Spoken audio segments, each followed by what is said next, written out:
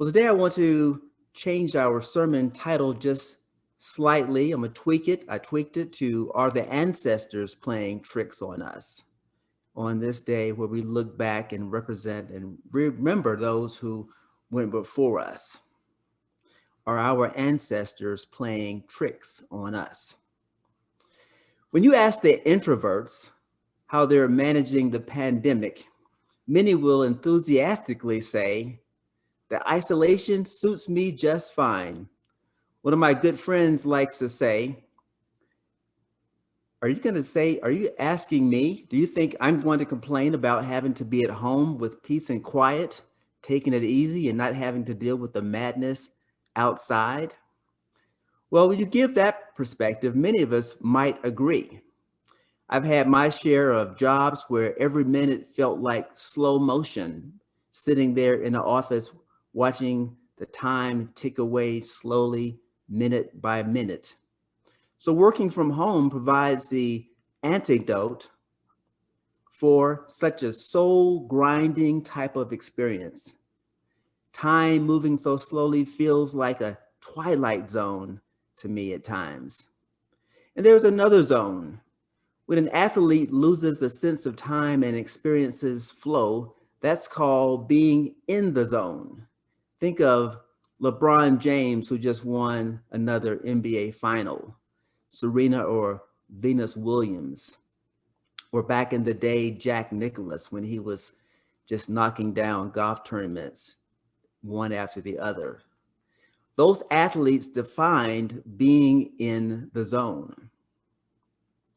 If you've ever watched a no-hitter, that is a baseball game where the opposing team never gets a hit during the entire game, you saw a picture in the zone.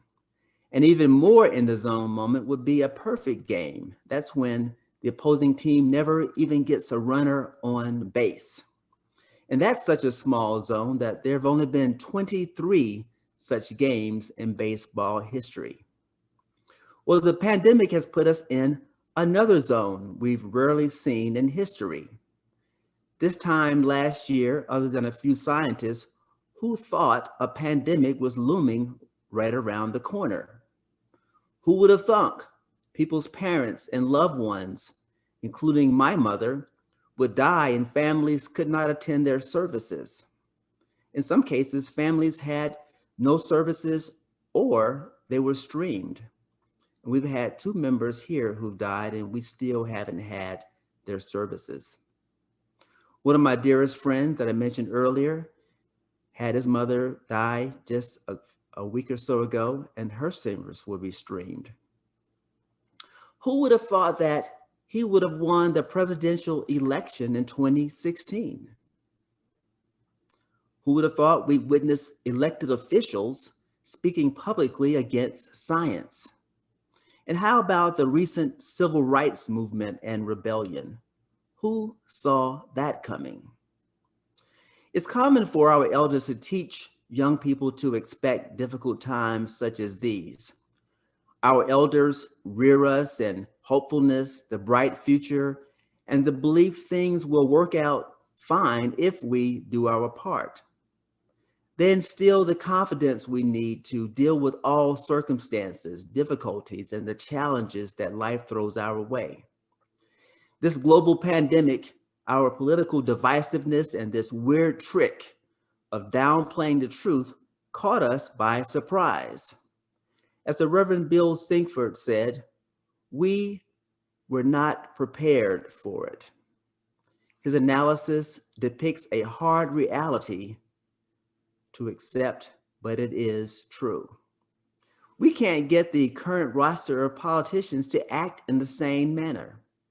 This is the first congressional district I've lived in where both candidates have political ads showing their marksmanship, firing live shotguns as a way of demonstrating they support gun rights. I watch those campaign ads and wonder, what has our society come to that politicians have to prove they won't take away the guns?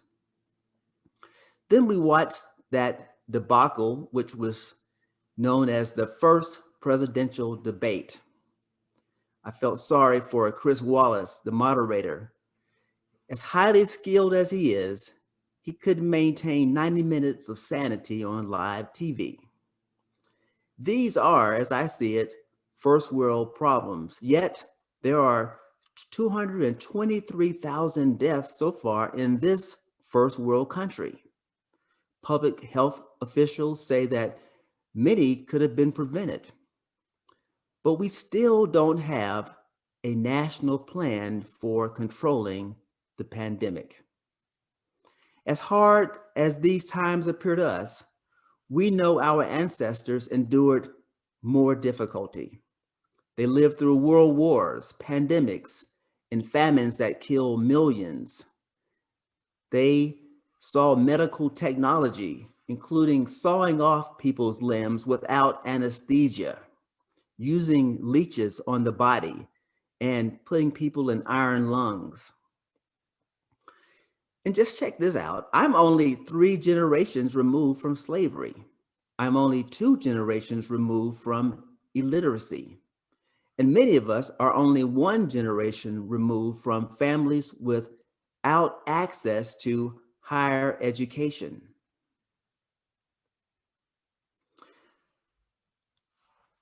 Such lack of our ancestors tells us how difficulty was for them in their time. Even as we experienced difficulty during the pandemic, theirs was much harder. When I watch movies depicting slavery in America, sometimes it's almost too painful for me to watch, even though I'm watching from the comfort of my own home. But I realize what real confinement must have looked like for people who were enslaved. And I realize that I have very little to complain about, even being quarantined. On the other hand, I can imagine what fear prompts people to do when they insist on voter suppression, white supremacy, and the hatred against immigrants and people who are othered by the dominant society. People continue to insist on suppressing the vote.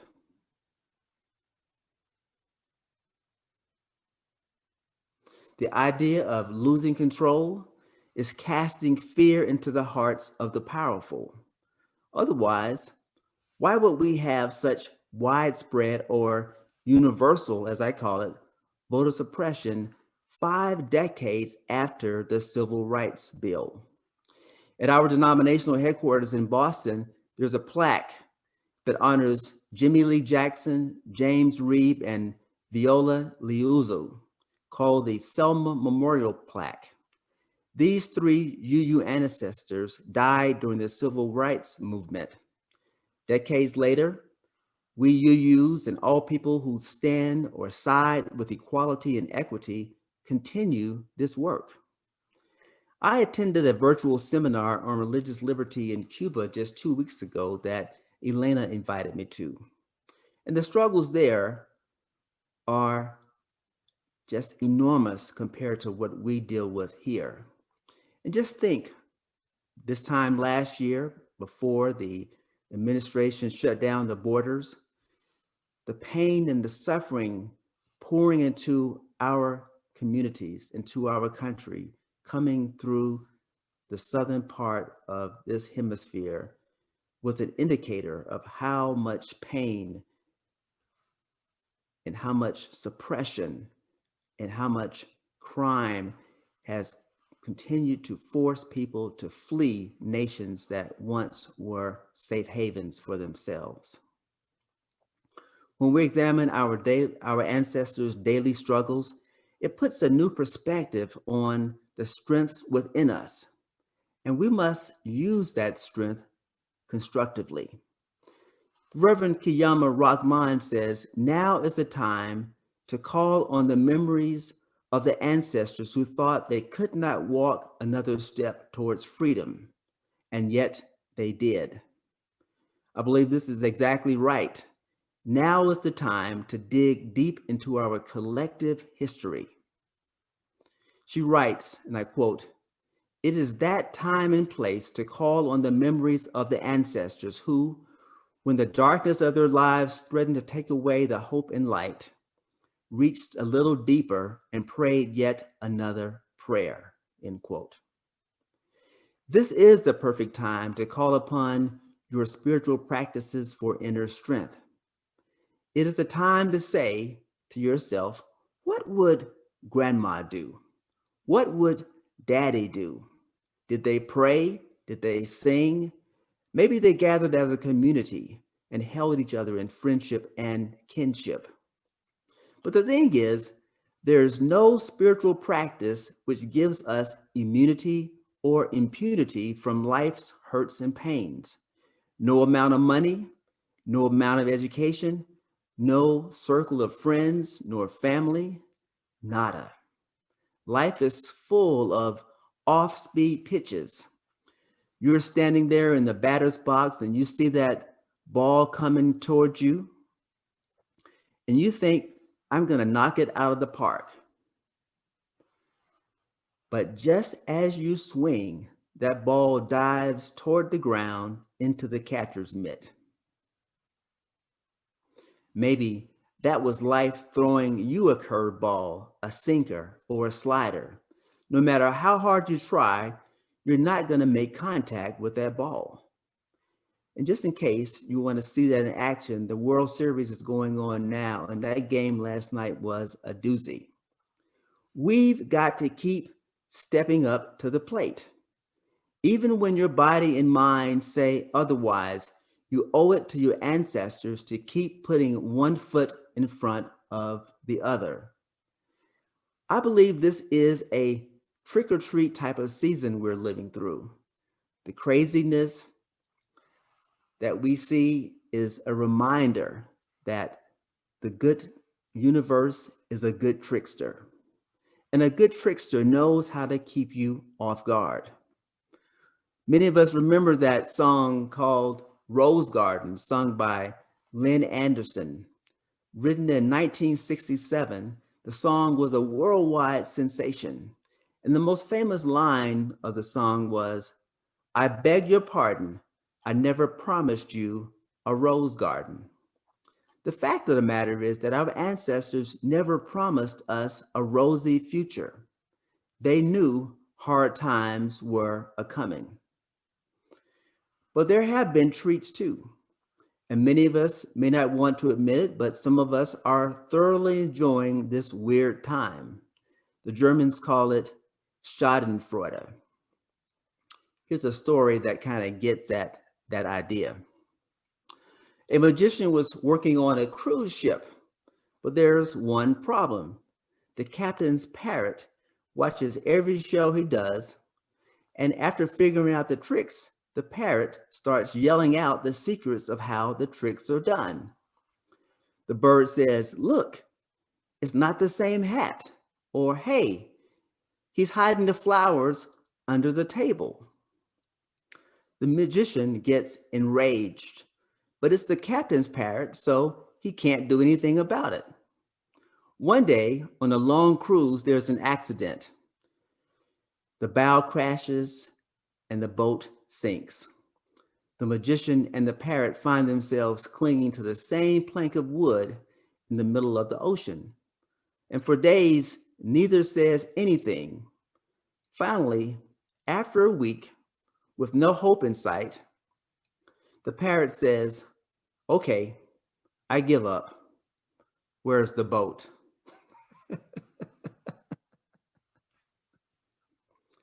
Well, we're all going to need a plank of wood and a lifeline in the coming days. In 9 days, half of the country will be elated. The other half will get overcome with despair. And that will be a time to remember our good graces taught to us by our ancestors. Whether your team wins or loses, someone will feel like the universe delivered them the worst blow imaginable, or the worst trick imaginable. Whatever the outcome, we need to remember our UU call to love and live in compassion. A new day is dawning. Whoever you are, wherever you come from, yet come again. We are the ancestors now. It is now on our shoulders to lay out the treats for the current and coming generation. Let us find ways to better prepare for whatever pitch the universe throws our way. Rahman says this: it is that time and place to remember those who came through the long night to witness another sunrise, end quote. May the sun continue shining a light on the ancestors' examples, and may we light a path for others to follow. When asked how she endures and how she remains hopeful in these times, Congresswoman Eleanor Holmes Norton responded, I find it easy to stay optimistic. Remember, I was born and raised in a city where I had to go to segregated schools. That's no longer the case. I was born and raised in a city that didn't have rights whatsoever, not even the right to vote locally. I was born and raised in a city that had no right to have a member of Congress. Yet here I sit as a member of the House of Representatives. If you believe in change, she says, then of course you must be optimistic. I believe in change because I have seen change happen, and I have made change happen in my own city, end quote. Well, I frequently say, my friends, what one person can do, another person can do. Say that with me this morning. What one person can do, another person can do. What one person can do, another person can do. All of us have seen change happen and have made change happen in our families, in our communities, and in this world. And we can make change happen again, even as we go through this difficult and weird time.